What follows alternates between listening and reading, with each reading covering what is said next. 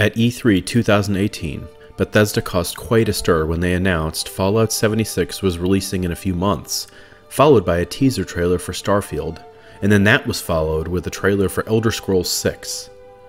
They took the trouble to confirm what everyone had hoped, which was development on a new Elder Scrolls title was finally underway. Now, Todd Howard also went out of his way to make it clear that both Starfield and especially Elder Scrolls 6 were some time off. Still, that won't stop me from making a video suggesting some changes that this new iteration in the long-running series needs to make. There's a very distinct possibility that by the time Elder Scrolls 6 releases, it will have been at least 10 years since Skyrim was released. In that time, the industry has changed, and so have the expectations for an open-world RPG. Since the Elder Scrolls V Skyrim released, we have had games such as The Witcher 3, which pushed the boundaries of storytelling, quests, and dialogue, not to mention dynamic cinematics in key scenes. We have had Zelda Breath of the Wild, which redefined what it means to explore, with the ability to climb anywhere with the robust in-game physics system. Even games like Horizon Zero Dawn and the pseudo-RPG Assassin's Creed Odyssey incorporates many ideas that are simply expected these days in an open-world adventure. To complicate matters even further, between now and the time the Elder Scrolls 6 releases, we will likely have already played CD Projekt Red's new game Cyberpunk 2077, which by all accounts will push the boundaries of the open-world RPG genre even further. So, what is Bethesda to do to ensure the Elder Scrolls 6 doesn't seem dated when it is released? After all, Fallout 4, when it was released, just barely missed feeling like a game out of time, though some would say that it did miss the mark. Fallout 76 is currently crumbling under the weight of the ancient, by tech standards, creation engine.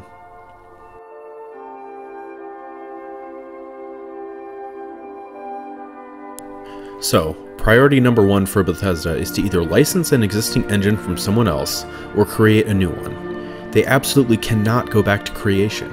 I think the time has long since passed that their fans and customers will put up with the typical, "Oh, it's just a Bethesda game" levels of jank, bugs, and in-game limitations. For example, in Fallout 76, your in-game stash is limited even though it is literally just a number, because their engine can't account for that many numbers at one time. Something like that is just a typical Bethesda problem. I can't remember ever having a game with limitations like this that weren't simply a game design choice. Using the creation engine, if that is what they do, would put an immediate black cloud over Elder Scrolls 6. Starfield may be too far down the road in development, but even that game will be limited by the creation engine if they are indeed using it.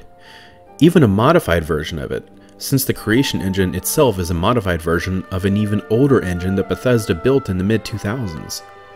There are rumors that Bethesda developers themselves have been advocating for a new engine since before even Fallout 4 was released, and you can see evidence of this in a cryptic log in an in-game terminal.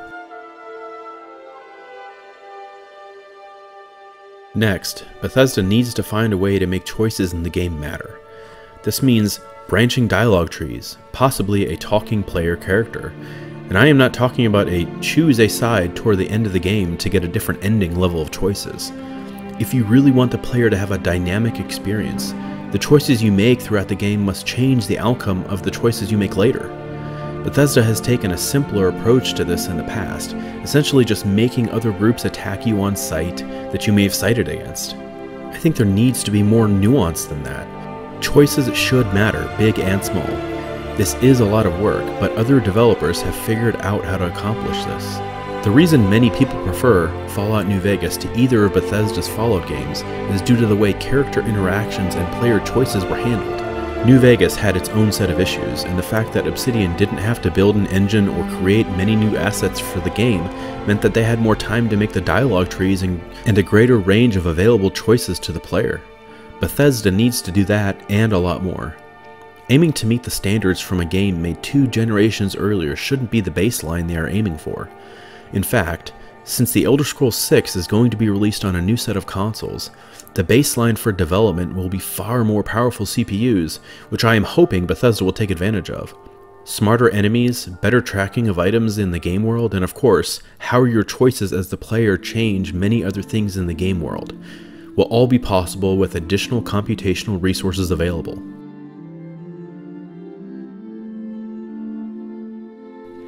A bigger, more robust game world needs better NPCs. Skyrim was ahead of its time when it released, with numerous big cities, hundreds of NPCs, and all of them on their own day and night routines, such as going to work, going home, or being wandering nomads selling goods. Bethesda built a believable world for the time. But now, those cities don't seem so big. The NPCs, who seemed varied back then, all look pretty familiar now. The voices, who had enough distinction for the time, now all sound the same. Nord, Khajiit, Thalmor, etc. all seem to have had only 1 or 2 voice actors. So again, this is a lot of work, but every character needs their own face. They need their own voice. This is a game that will be released in the 2020s. So that is what the world will expect from a new Elder Scrolls game. Not only that, but the cities will need to be bigger and feel alive. In a post-Witcher 3 and Cyberpunk 2077 world, a handful of characters wandering about inside of city walls isn't going to cut it. There will need to be far more NPCs in far bigger cities. But what will you do in bigger cities? Just because it is a big city doesn't make it dynamic. Bethesda doesn't need to make a big city of corridors with houses you cannot access. Every house or building should be able to be entered and have a unique NPC or NPCs work or live there. They don't even need to necessarily have a quest for the player, but they need to be there to make the world feel alive and more believable. They should comment on their lot in life or how things in the world are changing. For example, in Skyrim, the fact that dragons were attacking towns and villages was mentioned in passing, sort of matter-of-factly. In a new Elder Scrolls game, I would expect real emotion from voice actors. You'd expect people to be more worried or scared, and sound as such.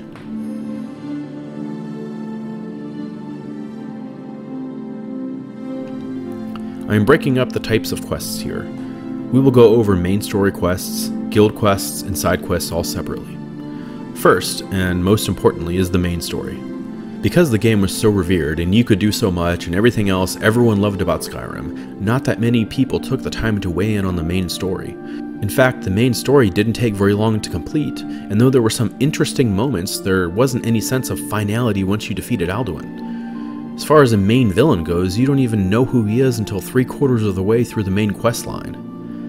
The next iteration of the Elder Scrolls needs a true villain, with real stakes. Someone dynamic, like The Witcher 3 DLC Hearts of Stone villain Gaunter O'Dim was. Adding a villain like that for the player to take on throughout the main quest, with intentions like unleashing a Daedra throughout the land, or taking over Hammerfell because he is a Daedric prince, something like that, would add a true sense of accomplishment for the player once completed. Being the main quest, it would be nice if the choices you make would echo through the rest of the game in a noticeable and irreversible way.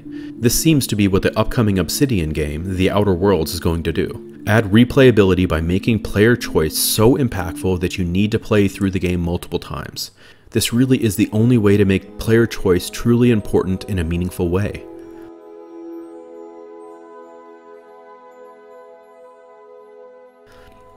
One of the unique features in the Elder Scrolls games is the ability for players to join guilds. In fact, for many players, guild quests are far more memorable than main story quests, especially in Skyrim, and to a lesser extent, Oblivion. Everyone remembers becoming a werewolf after joining the Companions, or helping a child kill an abusive foster parent to then join the Dark Brotherhood. These quests resonate with players because they are smaller in scope, and you are making a change in that little organization, but the change is in a big way. The player eventually becomes leader of that guild. That seems to be the end goal for Bethesda in these games, but I think that these guild quests can be enhanced by maybe not having the player become the ultimate leader of the Mages College, the Dark Brotherhood, and the Thieves Guild all at once. All of that seems too convenient, and by the time you are in your 3rd or 4th guild, you know the song and dance. It would be interesting to create some new guilds and leave it open-ended as to whether or not you have the ability as the player to become the leader. And what if as the leader you had real responsibilities? In Skyrim, there's literally no difference between being the leader of the Thieves Guild and not. Perhaps you get a true choice at some point to lead, but then you have actual guild business to attend to, and if you neglect those duties, the rest of the guild eventually kicks you out. Again, it is all about immersing the player in choices that make a difference.